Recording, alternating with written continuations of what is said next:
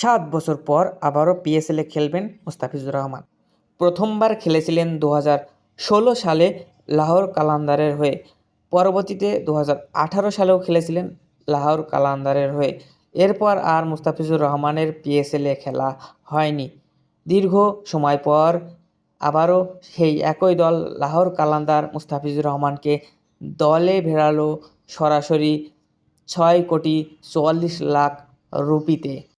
মুস্তাফিজুর রহমানকে এবার আইপিএলে কলকাতা নাইট রাইডার্স 9 কোটি রুপিতে কিনলেও পরবর্তীতে মুস্তাফিজুর রহমানকে তারা রিলিজ করে দেয়।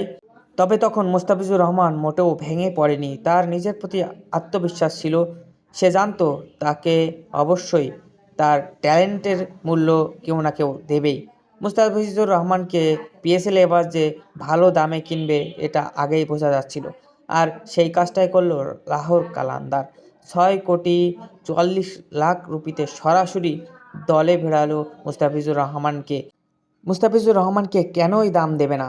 কারণ মুস্তাফিজুর রহমান আছেন তার ক্যারিয়ারে সেরা ফর্মে। সদ্য বিপিএলে চমৎকার পারফর্ম করেছেন। এছাড়াও গত ইন্টারন্যাশনাল টি-20 লিগে চমৎকার খেলেছে মুস্তাফিজুর রহমান।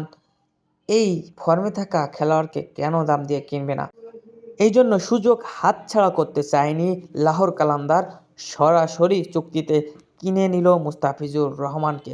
আশা করছি মুস্তাফিজুর রহমান পিএসএলেও ভালো কিছু করবে এবার।